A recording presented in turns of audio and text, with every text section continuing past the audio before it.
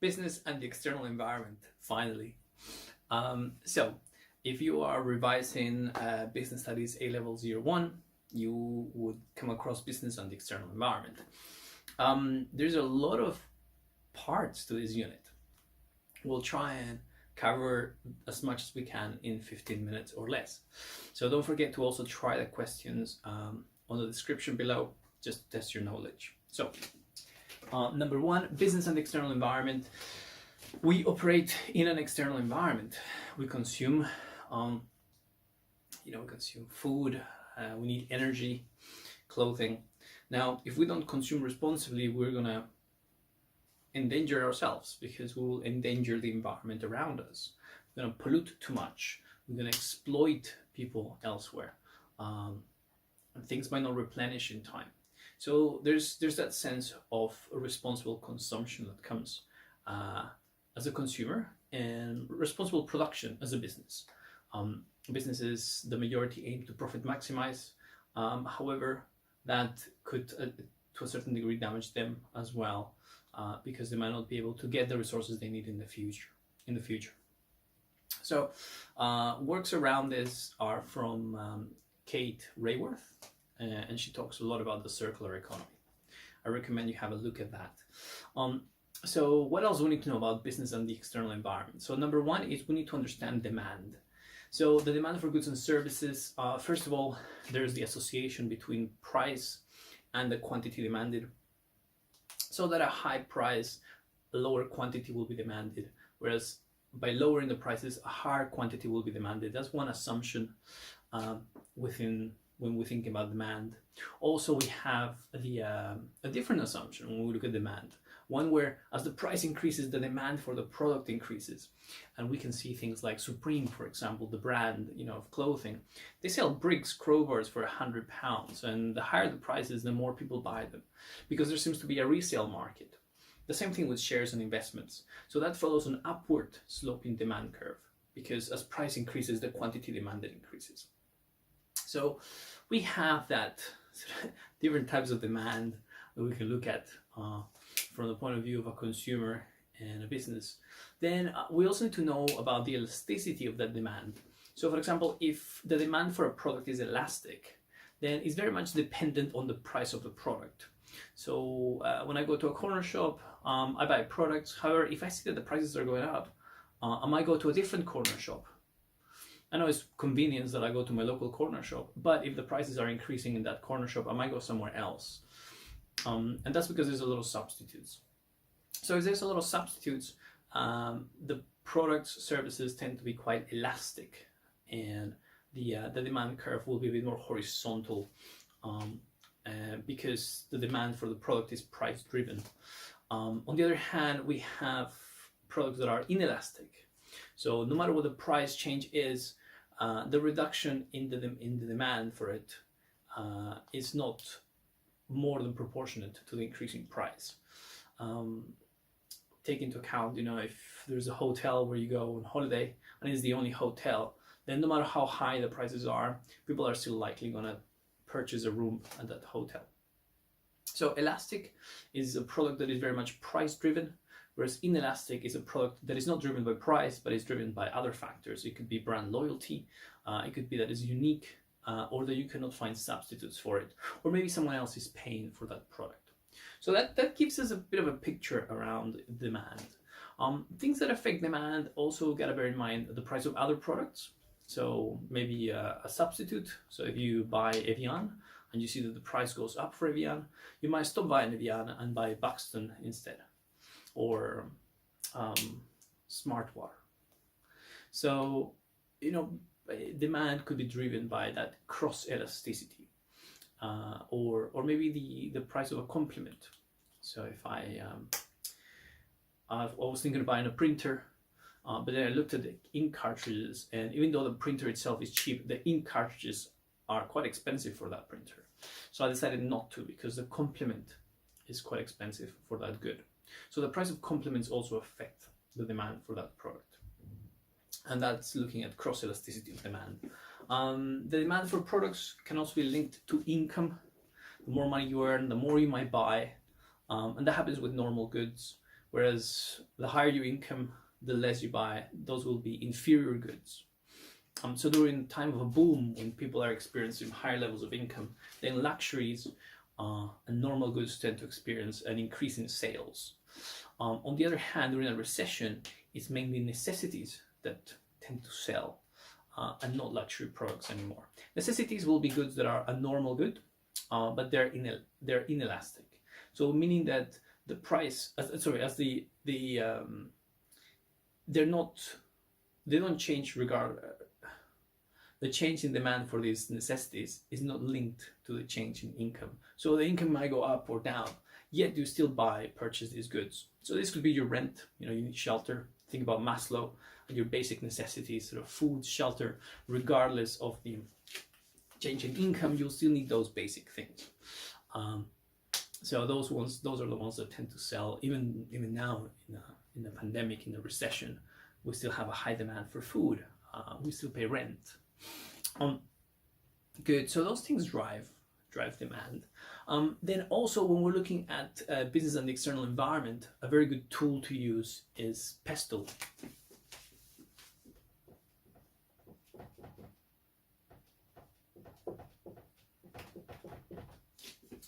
So this is a tool, and sometimes you have the E before the L. It doesn't matter. What matters is what each of these letters represent and how they will affect the business and how they will affect the consumer. So politically, there's a variety of factors that might affect the business politically. This will be regulation in terms of how much they might be able to pollute. This might be regulation because the business you're competing against might be one from the public sector. Or there might be a statutory monopoly, one created by the government, where they don't allow any competitors against this public, this business owned by the government. Let's say defense, right? So here in the UK, defense is public. They're not. It's not private, and that's strategically designed so that no private company is in charge of protecting our territory, but it's nationally. Is publicly protected. We have things like taxes. So politically, it's always popular when taxes go down because that increases disposable income and people tend to purchase more. So politically, lower taxes tend to be quite something that people look forward to. However, with lower taxes means that the government has no funds to then invest in public defense, infrastructure, education. So somehow they need funds to invest. And with public investment, they also create jobs. So something that might affect businesses is a theory called the Laffer curve. So Laffer is an economist, a businessman, and he has this theory that follows two variables. And the Laffer curve goes up and then it goes down. So on this axis, the y-axis, we have the level of income generated from taxes. So this is income from taxes. So this is what the government takes. Income from taxes. Tax. And on this side is the tax rate.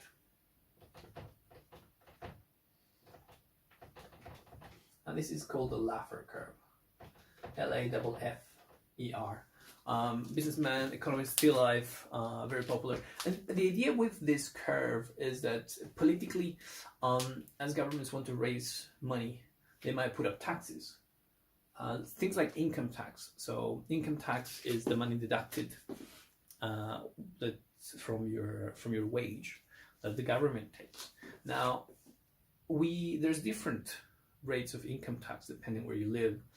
In some places it's very high, in some places it's low. Like in Dubai it's quite low, whereas in Norway, Sweden is quite high. In the US it's a little bit lower. Here in the UK it's a bit higher. Now his theory said that as the tax rate increases, the government will generate more income from this tax. However, it will reach a point that if the government keeps increasing this tax rate, actually the government will have less income. And the reason being is because people will not have an incentive to work or to be entrepreneurial, or to stay longer hours at work, because the extra effort they're putting in is not yielding profits for them, because the taxman will just take money away from them. It's like me when I was working in sales. At times I used to have a commission of £2,000 and I was super happy. But then when I saw my paycheck, I would see that £1,000 was taken away from, the taxman just took it away. So next month, that discouraged me from working hard and making those sales, because the taxman was going to take, out of my £2,000 of bonus, 1,000 was going to be taken away. Well, so that's the Laffer curve, and that's how it affects businesses and how it motivates employers, entrepreneurs, and employees. Yes, all about disposable income.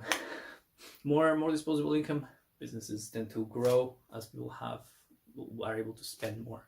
Less disposable income, then businesses tend to shrink as people tend to spend less.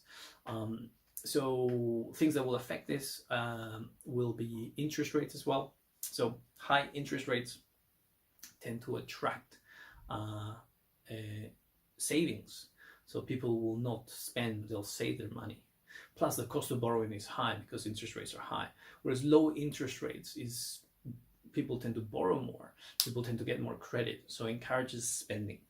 So the level of interest rates tends to have a direct effect on the level of disposable income that consumers have.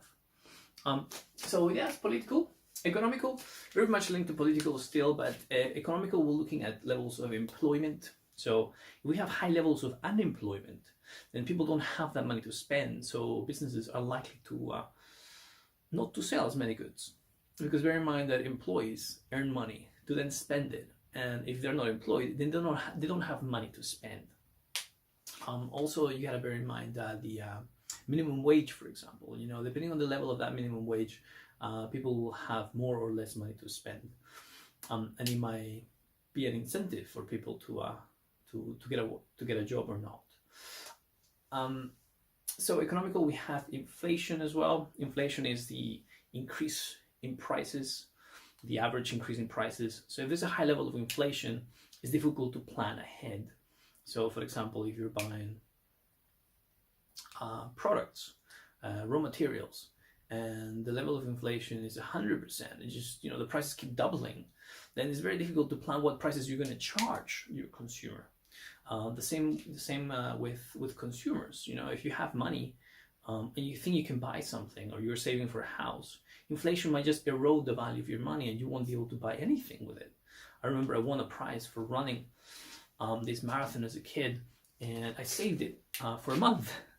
And originally it was worth like £100, and then after that month it was only worth £10, and it devalued because of a high rate of inflation. So we have unemployment and inflation sort of affecting businesses. Then we have social. So social is basically society around us, how it changes demographically. We have age, gender, ethnicity. So here in London we have a variety of people from different backgrounds, and with that they bring their culture, their clothes, their food. So if you go to central London, you have a range of restaurants where you can go to, and this affects demand, right? So think about quinoa. I don't know if you heard about it. So this is now considered some sort of super food. This used to be very cheap for people in South America. But now, because it's considered a superfood, people in South America can't access their own products because it's all being exported at a high price to Europe. So you can see how sort of changes in society does have an effect on products. Also, sort of our skin, we have different types of makeup, different types of fashion, depending where you're from. And that might pick, might get some traction. People might demand more of it because they haven't seen it before. So technological, we have the works of someone called Joseph Schumpeter, and he talks about creative destruction. Look at phones, look at the change of information. In the past, before the internet was here, there was a big divide between what people knew, consumers knew, and the seller knew. and people were not able to communicate. So nowadays you can search for information before you apply for a job. You can look online at a company, or if you don't like a company, you can make a comment online, and you can look at forums. You can review the product before you buy it online. So we have this access to information, whereas before we didn't have it. It was all one-sided. People go to the doctor nowadays with all these printouts showing like, oh, what they might have. Because they can access all this information. So there's some benefits to it. Now, Joseph Schumpeter focused on something called creative destruction, and basically how technology does create new markets and destroys some markets. Think about sat-navs. TomTom used to dominate that market. Nowadays, non-existent, been replaced by Waze, Google Maps. Think about Kodak. They used to dominate the market for cameras. Nowadays, again, very few Kodak shops, and instead we use our phones to take pictures. We don't have to develop our film anymore. We can just see the pictures there on our phone. We just need to buy probably storage online, but we don't go to a particular shop to get our photos developed. And a variety of other things that have changed the way things operate, especially since the introduction of the internet. Lately, for example, we have this a friend of mine, who was struggling in business because he was based in China, and he used to export. He used to be a middleman, and he used to get contacts from the United States and all over the world, get things made in China and send them across. But now with Alibaba, this website, then the markets in the US contact the manufacturers directly. They don't need a middleman. So all these little profits that could have been made in between are eroded away. And this is due to this sort of this information not being asymmetric anymore, but sort of be freely available, and communication helping organize and arrange logistically how products are going to be delivered or where from. Think about Deliveroo. Think how we can order things just by flipping our finger through our phone. So legal. Key legal institutions that we need to know are, we have Ofgem. They regulate anything to do with energy. So if we have EDF, Energy de France, is not doing a good service, and you can complain to Ofgem. We have Ofwat, who regulate the water sector. We have Ofcom, so all to do with communications. Again, if you have problems with your supplier, they are the ones that you have to contact. They mainly protect the market so that there's no monopoly, and so that the consumer does not get exploited. In the same way, the Financial Conduct Authority protects the consumer so that they don't get exploited by financial institutions. And we can see quite a few of them that have been taken out of the market, such as Wonga.com, and some other loan shark companies that used to exploit consumers. Environmental, yes, there's a growing sense of the environment, looking at fair trade products, sustainable procurement, looking at the impact that we are causing on the environment, and businesses are using this to their advantage, and to a certain degree using it as a selling point. So it's important to bear in mind those factors when we're looking at business and the external environment. So it took a little bit longer than I expected. Good luck in your revision, and until next time. Hello, welcome to Economics in 15. Today we're going to be looking at individual economic decision making. We're going to look at two particular angles. One is rational behavior, and the other one is behavioral economics. So when we're looking at rational behavior, we're looking at theories developed originally by Jeremy Bentham, and the idea of utility. Utility is the benefit, the satisfaction we get from consumption. But there's a law, which is the law of diminishing marginal utility. So every time I consume, every extra unit of consumption will eventually lead to diminishing benefit, diminishing satisfaction from that consumption. So we have something that looks like this. Our x-axis is the quantity, our y-axis is our marginal utility. So you can almost say a level of happiness. So with every extra unit, they say the first ice cream tastes great, the second one not so great, and eventually the fourth, fifth might make you a little bit sick. So it kind of is a downward sloping curve, and that's also a reason why we have that downward sloping demand curve as well. Now that's the marginal utility. However, if we look at the total utility, that will be the sum of the margins. So for example, if having an ice cream gives me happiness, out of 10, let's say 8 for the first ice cream. For the second one, I get maybe happiness of 5. My marginal utility there will be 5 for my second ice cream. However, my total utility will be the sum of both. 8 plus 5. So 13 total utility. So the belief was that as rational beings, we will make decisions based on what gives us the most satisfaction, and businesses will operate with the mission, with the objective to profit maximize, and that's the idea of rational decision making.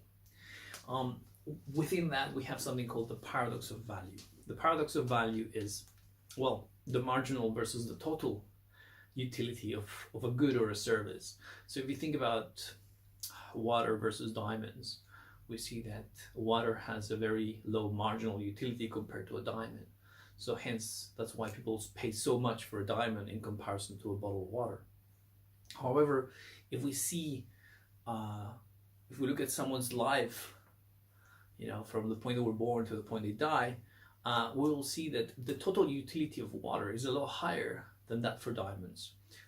Water is something that is essential for our life, and without it, we wouldn't survive longer than, 3-4 days. Whereas we can live without a diamond. So we see that paradox. However, we don't see that when we are buying water or when we are, looking at essential things.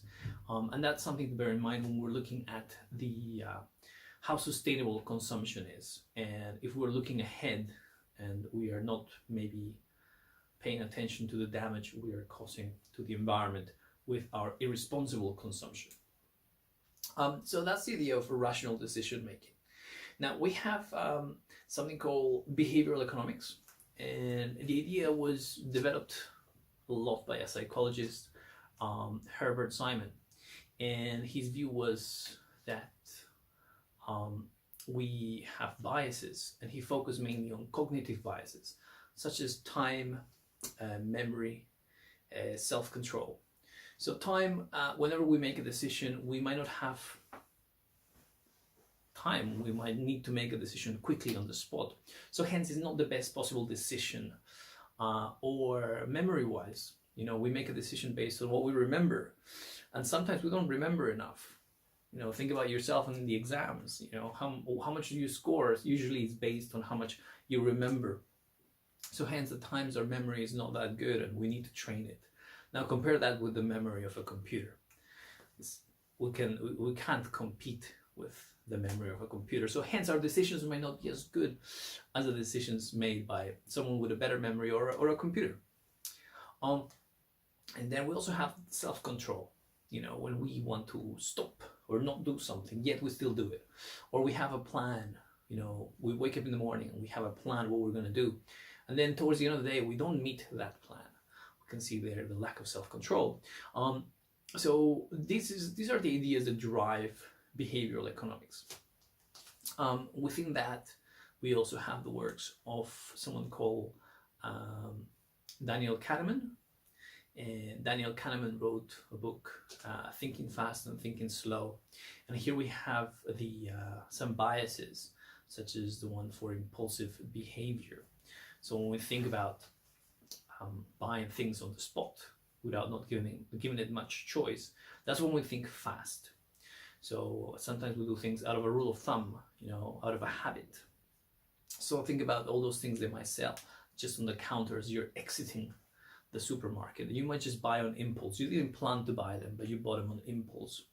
Or think about the difference between the shopping habits of people above the age of 50, families, in comparison to the shopping habits of young teenagers or singles or young couples. Singles, young couples are known to be quite impulsive. They will buy sort of 500 ml drinks, small packaging, whereas families tend to buy large 2-liter bottles, things that they will consume later on, or things that they might cook for the rest of the family. So a mother will buy things for their family, whereas singles, young couples might buy things for themselves. And they might look at the supermarket at a place where they just browse through things and pick something which they might choose on impulse, in comparison to a family that might have planned their shopping list ahead. So here we look at both thinking fast and thinking slow. Someone who planned ahead versus someone who did not plan and just reacted on the impulse. We have another, you can think thinking slow is the idea of when you purchase a house, it's a big investment. So people take longer to do this purchase, and they'll do research and they'll think critically and compare. Whereas thinking fast would be, again, the purchase of maybe chewing gum, or something that you randomly saw on the shops on the weekend whilst you were walking along a shopping mall in Stratford. So we have those two. And again, there are biases that can be exploited. We can see, what do we have? EasyJet or Ryanair. We see how they exploit a consumer bias by anchoring or hooking them with a cheap flight. Yet, whilst they go through the process, whilst the consumer has already invested time and effort, they might add things onto it, and you end up paying more than the price you would have thought. It says £1 or £10 for a ticket, yet by the time you get the luggage, by the time you pay extra to sit next to the person you're flying with, by the time you got some sort of extra a drink on the flight that was £5, you end up paying a total of probably £50 or £100 instead of the original £20 that you thought you would pay. So here we see like anchoring techniques being used to drive the consumer. The same way when you look at supermarkets, the bread and the milk will be at the back, so you have to travel throughout the supermarket looking at a variety of other things before you actually get to what you planned to eat or buy. The same way IKEA, for example, you need to go through this whole journey. If you want to get to light bulbs, you can't just go directly to the section for light bulbs. You need to go through across different areas, finding all kinds of stuff, pillows and duvets and God knows what else that you end up maybe buying. I tend to buy those things that I didn't really plan on buying. So here we see the exploitation of those biases by businesses. We got also the works of Cass Sunstein and Thaler. They focus on a nudge theory, so sort of positive reinforcement towards a particular habit, and we see governments using it for a variety of objectives.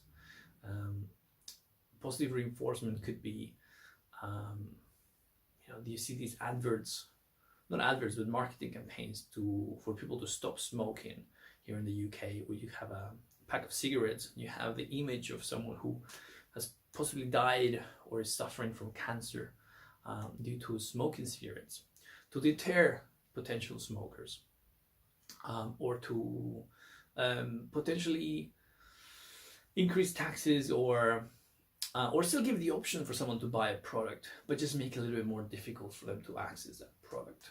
You have parking fines. If you pay in advance, you pay 50% less. So that encourages someone to pay early the fine rather than delay it and not pay it at all. So you have these different techniques, nudge techniques, that are in place to accomplish certain goals. And this was the work written by Cass Sunstein and Thaler, during which they won a Nobel Prize for. Great. So the comparison between both is we need to look at rational behavior. To what extent are we rational, and to what extent can we be exploited through these biases? Another key example I like to give is the use of social media, and how we see social media as something that actually is asking things from us. It sends us messages, sounds, and then we have to open the application to see what is there. A little bit like when a gambler goes to one of these slot machines and has to sort of keep pulling this lever to see if he wins a prize. The same way we scroll through our application thinking we're going to maybe win some prize or see something that might reward us, and that kind of keeps us hooked, that anticipation. Yet little we know that these companies are profiteering the longer we stay on those applications, because they are selling us adverts, not selling us, but they're showing us adverts, and they're charging those companies for the time they're showing us those adverts. So yeah, it's an interesting topic, and diagrams you might be able to use for this are the ones for social cost, private cost, and private benefit, social benefit. So I'll do one here.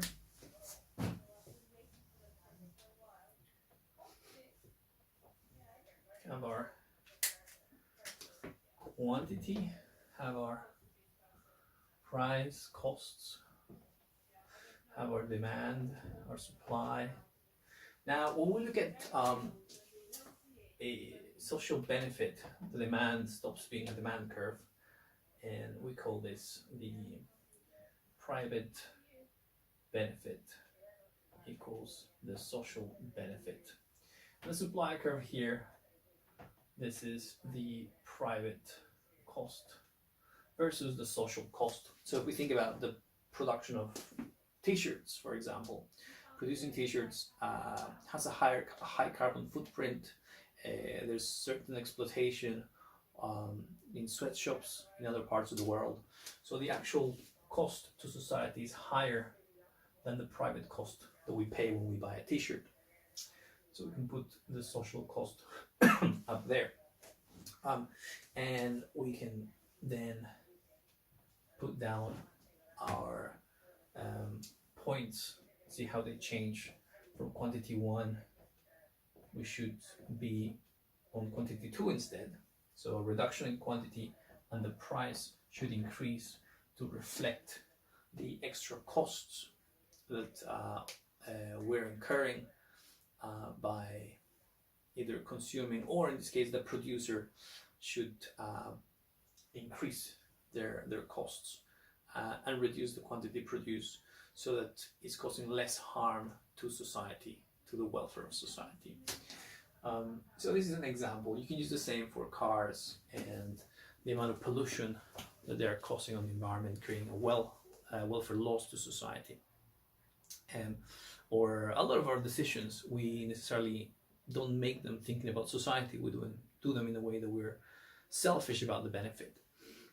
So hence you can describe, or you can show the damage or the impact on society by shifting, by breaking the curve into two. One showing the private cost, how much we pay for it, versus the actual impact on society, which is higher, which we're not taking into account the moment we purchase the item, or the moment the business is selling the item.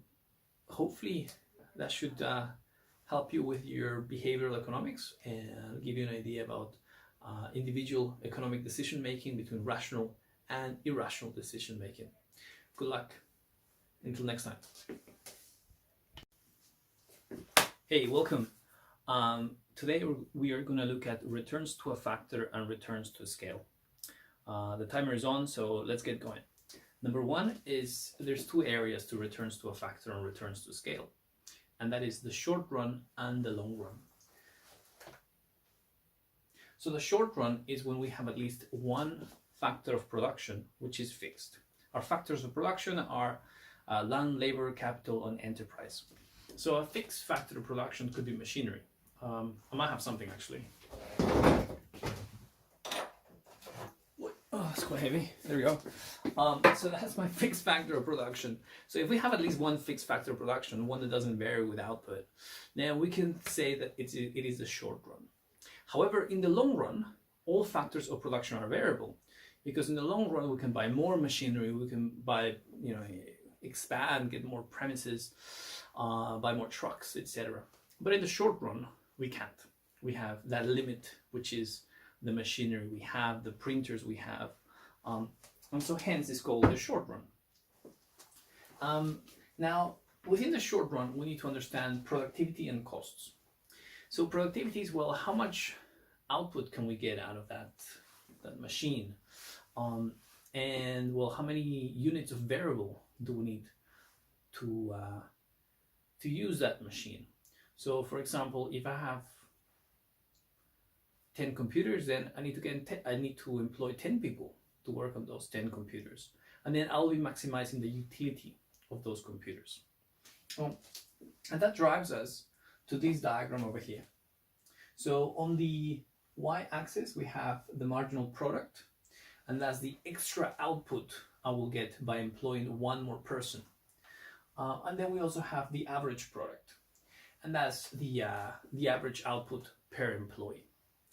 So first of all, we have this one that kind of goes up and then sharply goes down, and that is because the law of diminishing returns is taking place. So for every machine I have, for every computer I have, for every fixed cost I have, there's a certain level of output, and it might involve we call them in economics units of variable factor, but in reality we're just talking about employees. So how many employees do I need to run my factory, to run my machines? Now, if I have, again, 5 computers and I employ 5 people, great. Then for every extra person I employ, as long as I have computers, then every extra person might be able to produce some more, depending again on, I guess, how qualified they might be. However, I will reach a point that regardless of how qualified they are, if I keep employing people, the output is going to diminish. They're not going to be able to produce, not because they're not qualified, but because there's no capital for them to work with. So I could employ a guy with a PhD, but I might not get anything out from him because there's no capital, no machinery, no tools for him to use. So hence, the marginal output starts reducing. And you can see it go down as you employ more people. So that is the law of diminishing returns. Then we have the other one. It looks a little like more like a rainbow. So it goes up and then down. And that one, this one, that is the average product. The average product is how much is each person producing. And you can see that the highest point of the average product is the point where the marginal product intersects with it. A little bit like playing football, the marginal product is that how many goals you scored on the last match. That'll be your margin. Whereas the average is, well, how many scores have we been scoring on average? Maybe we score 2 goals on average every match. So if our latest match we score 3, then we're bringing up our average. However, if on our latest we score only 1 goal and our average is 2, then we're going to bring down the average. So, but however, when the marginal equals the average product, then we have reached the maximum of our average product. It's like saying we score 2 goals and our average is 2 goals. So we have reached the maximum of our average product. The amount of output we're generating from our employees. So again, we employ people up to the point where we have 5 people in 5 computers. We employ some more, and the output starts diminishing. However, they're still sharing computers, so output is being produced. Yeah, total output is still increasing, and total output will increase until the marginal product reaches 0. Because as long as the marginal output is positive, then the total output will carry on increasing. However, it's increasing at a diminishing rate, because for every extra employee, the output becomes less and less and less. And again, it's not necessarily because they're not qualified, but in this instance, we're assuming it's because there's not enough capital for them to work with. Or that's the assumption when we're looking at the short run, because at least one factor of production is fixed. And that fixed factor of production is our limit, is what's causing the limit on how much our company is producing. If I have a printer and I'm printing t-shirts, just like this one, my limit is, well, how much can the printer do, right? If I cannot go beyond that. And even if I employ more people, well, I'm still not going to be able to make any more. So by employing too many, our average output per employee is going to reduce. And the point where it starts reducing is when the marginal product merges or links or cuts through the average product. That's when it starts reducing. So what does that tell us? Well, it tells us two things. One is that it tells us until what point we should employ or recruit people if we're looking to be productively efficient.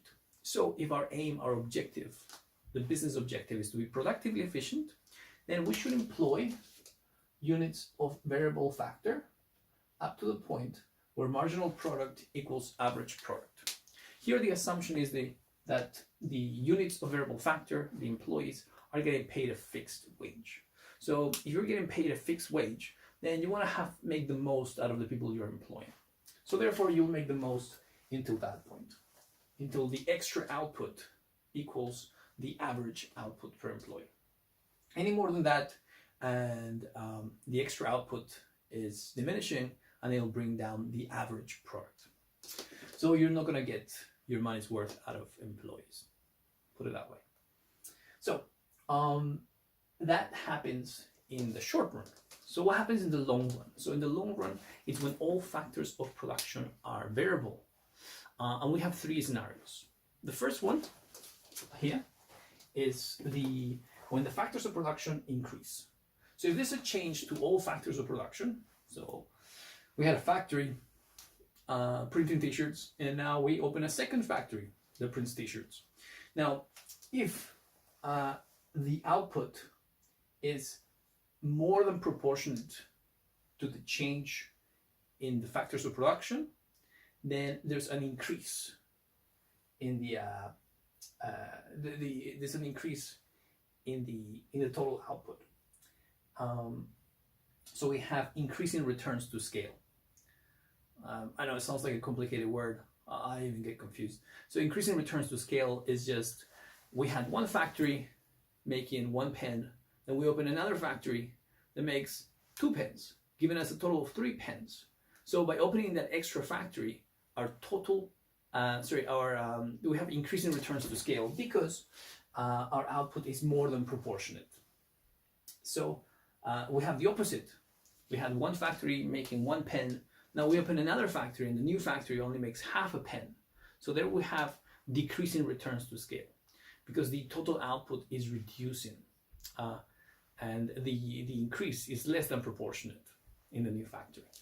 So that it's decreasing returns to scale. And then we have proportionate returns to scale.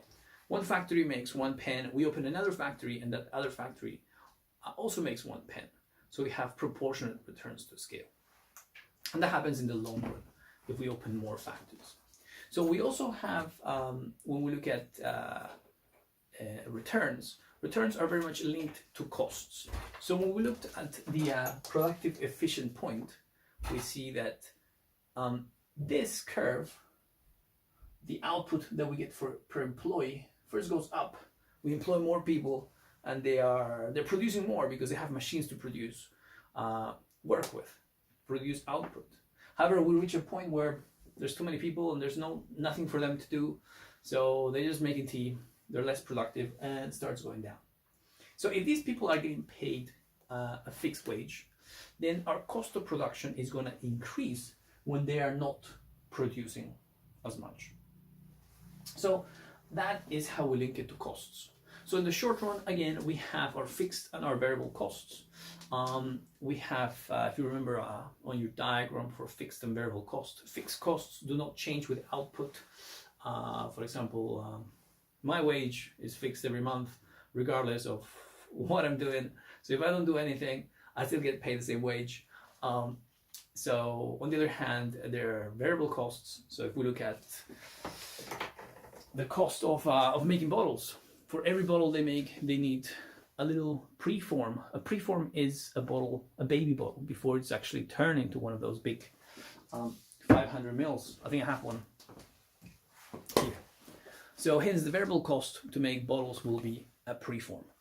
Other variable costs we can think of: caps, labels, those will be variable costs, and variable cost will increase as the output increases. The more output, the more the variable costs will increase. Now, that's one way of seeing the costs. Now, what if we look at the costs, but we see them per unit? So if we look at the cost per unit, and I'm making one bottle, so hence I have to pay for one preform, one cap, one label, but I also need to pay for the fixed costs, the wages of all those people in that factory and the machinery. So if I only make one bottle and I need to cover my costs, then that's going to be a very expensive bottle. It's going to be a very expensive bottle because there's a lot of costs, especially fixed costs involved in producing it. So especially the fixed costs are going to be very high for one bottle. However, if I make 1 million bottles, then I can spread those fixed costs.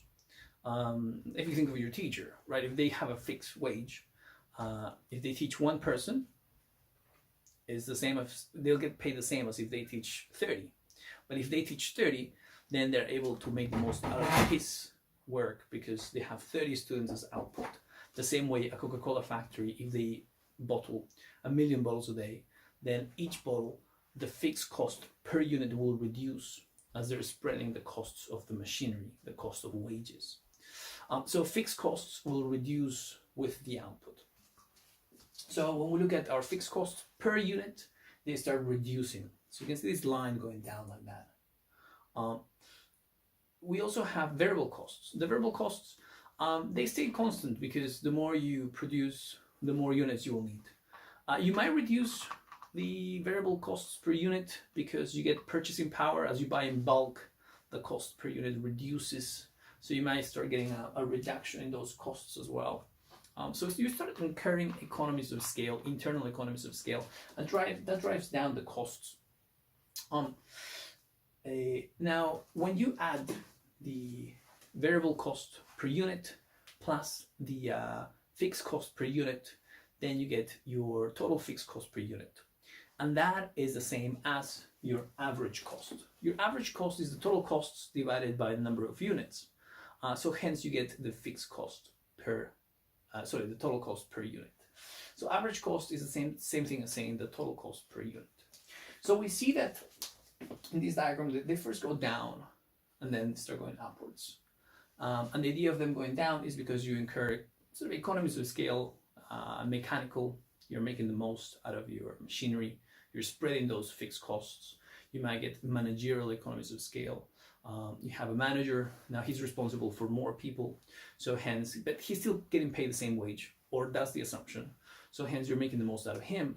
So you have managerial economies of scale, and that drives the costs down. But it starts going up, and you wonder, why does it go up? Well, there's a couple of reasons. You can think of these economies of scale. So maybe the business is quite big, and so big that the managers can't control their employees, and hence they're not being productive. So we start getting diminishing returns from the employees. Or maybe they're employing way too many people for the amount of capital they have, for the amount of machinery they have. And they start getting this sort of diminishing return per employee. So hence that drives those average costs up. So that's the assumption of this sort of curve that goes down and then upwards. And going across it, we have our marginal cost. So the difference between both is that the marginal cost is the cost of making an extra unit. So here we have that the marginal cost decreases and then it increases. The marginal cost is, well, how much does it cost me to make one more bottle, one more car, print one more t-shirt? That extra cost, here we have, the assumption is that it increases. And the average cost, so the marginal cost crosses the average cost at its lowest point. For the same exact reason why the marginal product crosses the average product at the top. Because when the cost of making an extra unit is higher than the average, guess what? The average is going to start going up. If the marginal cost is below the average, well, it's going to drive the average down. So that's why the point where they meet is the lowest point of the average cost, because when it goes higher than that, then it will start driving the average cost upwards. So again, if you're looking to be productively efficient, that will be the point where the business is productively efficient. And it's very much linked to the units of variable factor. So the number of people you are employing. And that will be your average cost curve for the short run. Now, if you have another factory, then you will have another average cost curve, and that'll be average cost curve 2. And then you can see if you actually gain proportionate returns or increasing returns to scale depending on the output. So this hopefully covers both returns to a factor, returns to scale, and also costs and how they both relate. A little bit longer than 15 minutes. Have a good day. Thank you. Hey, what is going on? We're gonna do macroeconomics, and we're looking at aggregate supply. So aggregate supply is very similar to supply, but just rather than looking at a market or a business, we're looking at an economy. So a nation, looking, maybe the United Kingdom. We're looking at Spain, Italy. So let's look at a diagram. We have our axis. The names change. So the y-axis is price level, PL. The x-axis becomes either output or gross domestic product or gross national income. I'm going to put total output. So aggregate supply curve is the total quantity produced by a nation at a particular time period. Aggregate supply. It is upward sloping, the curve, because it shows us what a nation can produce at each and every different price level. All other factors unchanged. And we can see that they'll produce more as price level increases. The assumption behind it is that as prices go up, it encourages businesses to produce more. And hence the overall nation will produce more because they can cover their costs and they can make more output as they might have a higher profit since prices are increasing. So that's aggregate supply. Now, there are two things with aggregate supply. We have a movements along it from here to here. So on what causes this is our dependent variable, and this is our price level. So price level, as it goes up from price level 1 to price level 2, we see a change in the quantity, the total output. And now the total output here, we use a Y, and that just refers to the overall income of an economy. So a Y there. So we can see an increase in overall income, which is, it represents total output. As prices go up, output increases. So again, any adjustment, any movement along the curve is due to price levels. Easy peasy. Let's go to the next part.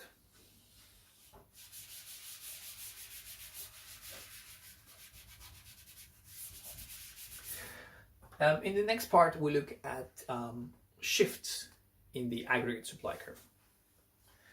So we have our diagram, we have our aggregate supply, price levels. This time I'm going to put gross national income for change.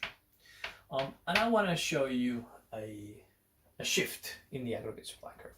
Now, when looking at the short run of the aggregate supply curve, we see the upward sloping like this aggregate supply curve. However, in the long run, it's a little bit different.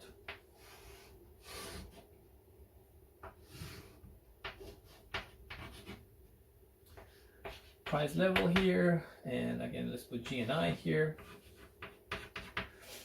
and that'll be our Y1. Now here we can see that number one, let's look at the key difference between both the short and the long run. So then we can look at shifts. But first, let's look at the key differences. One is that here we're not using all our factors of production. So we still have spare capacity. So hence, as price levels increases, we will produce more because it encourages businesses to produce more. However, in this example, in the long run, we've reached our maximum capacity. So as price levels increase, from price level 1 to price level 2, the output does not increase, does not change. It stays the same. So the adjustment is only along here and increases price, but yet output does not change.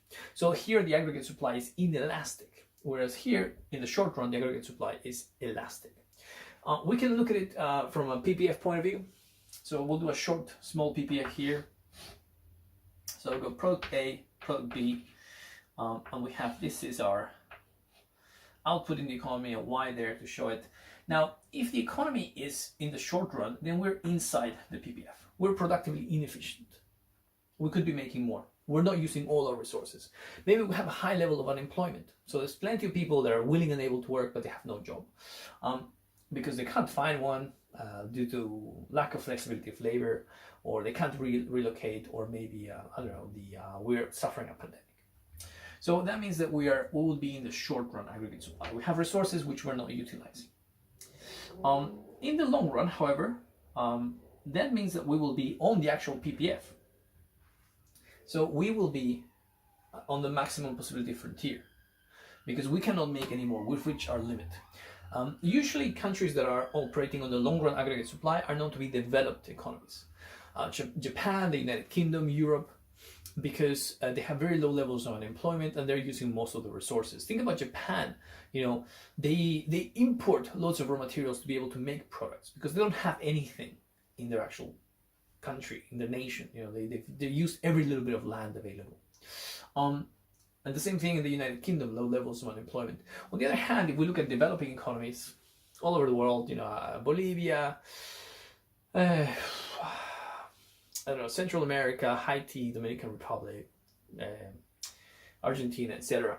They will be operating on a short-run aggregate supply curve because they have high levels of unemployment. So they have resources which they are not utilizing.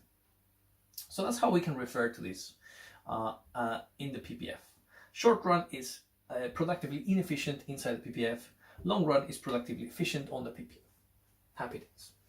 So now let's look at shifts. So a shift in the short run is caused due to three main reasons. One is flexibility of labor. Let's put it here, an F here on the side, flexibility of labor. And that is because if there's no flexibility of labor, meaning people are not willing to move and relocate, or they're not willing to take a different wage, then we are looking at potentially a decrease in aggregate supply. However, if they're willing to relocate, let's say the Job Center Plus has a great website that after taking your CV in will give you your perfect job match, then they'll help relocate people and employ people quickly. So that could increase the aggregate supply curve. So from aggregate supply 1, we can have aggregate supply 2. And what this has done is, for the same price level, look at this, the output has changed from Y1 to Y2.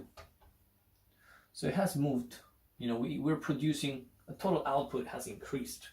And that's because of flexibility of labor. Another reason that we could have a shift in or outwards is the cost of production. So we buy a lot of raw materials from abroad. Now, if those materials increase in price, then we're going to have to produce less. So we'll shift to the left. However, if the raw materials become cheaper, then we can buy more and we can increase the output. So then the shift will be to the right, just like this one. This could be because, let's take, for example, the pound appreciates. So we can buy more raw materials from Europe. So that will increase our total output. Giving us from Y1, now we'll have a Y2, an increase in output. And again, this will be because of the cost of production. And then a third and finally is due to changes in technology. So if we buy technology from Germany so that we can be more efficient in making cars, that means that with the same resources, we'll be able to make more. Again, shifting the aggregate supply curve outwards. being able to produce more. Fantastic. So that's in the short run. So short run, three things. We have flexibility of labor, we have the cost of production, and we have technology, changes in technology. And that could shift this aggregate supply curve. Again, this could be in or out.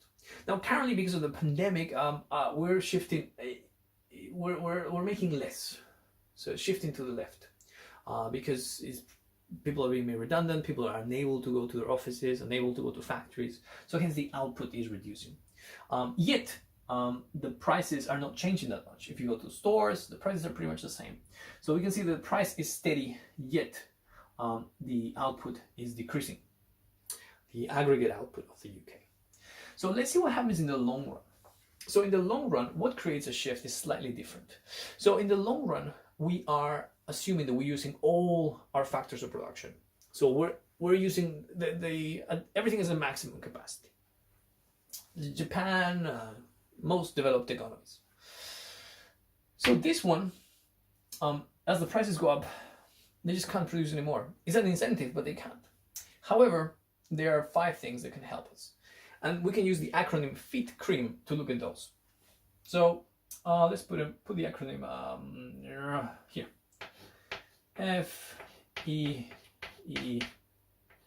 FEET and then cream like that.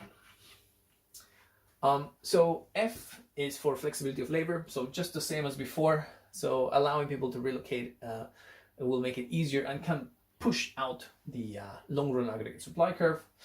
E for education, so providing education, training, development that could make the economy more productive, and that's what's been happening throughout the world over the last 50 years by making primary education compulsory, by subsidizing education, and building the schools in remote locations.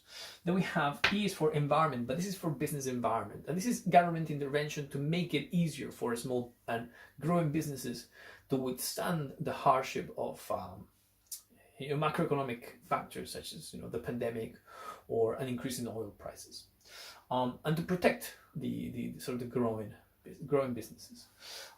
T is for technology, again getting access to technology that will facilitate more output for less input. C is for competition. Now, when we looked at markets, we looked at perfectly competitive and we looked at monopolies. Now, the more competitive the markets were, we saw that the output increases, whereas a monopoly, in the opposite hand, reduces the output to increase the price. So hence, if we want to generate more output, because this is about output, we want a competitive market. So we want to make it as competitive as possible. So here we have like the C, the MCA, the Markets and Competitions Authority, ensuring there's no monopolies, so that we have a competitive market, so that we can shift the aggregate supply curve outwards. Even though we've already used all our resources, we can still produce more if we increase competition in the market. R is for regulation, so this is legislation, and this could work either by deregulating or regulating. And an example of this is deregulating will mean that it might make it easier for businesses to produce. So what examples can I give? So the deregulation of the financial sector in the United Kingdom in 1983 drove a lot of banks, international banks, to be based here in the UK, as they will be able to do transactions with less regulation. So that grew the financial sector here in the UK. And the same thing happened in Singapore. So we have I is for innovation, and this is not developing new technology. No. Innovation is taking current technology but using it in a different way. Take into account your phone. Your phone has a sat nav, it has a clock on it, it has a camera, and you can call. So it's taking all these things and putting them together. So that's innovating. It's not creating something, not creating a new technology, but taking existing technology and making something new. And then we have M, and that's for the migration, and this is about freedom of movement. So something that will shift this curve out is freedom of movement. The more people you have available, the more that you will be able to produce. So that can shift theoretically your long-run aggregate supply outwards, giving you AS2, Y2. So more output, and that in the in a PPF will be represented by a new line. So this is Y1, then we have Y2, A and B on the axis, and this can show how the long run aggregate supply can shift outwards in the PPF. So that is a aggregate supply curve. Now the last thing to note is a Keynesian curve, aggregate supply curve, and that is a combination of both in one diagram. So John Maynard Keynes, a British economist, well known for fiscal policy, which was widely used globally after the Second World War to encourage economic growth by government spending. He developed this curve by mixing both. Is one which starts quite elastic and then it turns inelastic. Again, we have price levels, we have total output, and we have our aggregate supply. But we can see that to start with is quite elastic. So from here to here, we can see that as price level changes, we can have a big change in the total output. However, eventually with time, we will reach this point, this zone, where as price changes, we have very little change to our total output. Oh, sorry, I should call these Y's instead of TOs. So yes, here we go, Y1, Y2, Y3, and Y4. And this is an example of what happens in China, or what happened in China over the last 35 years.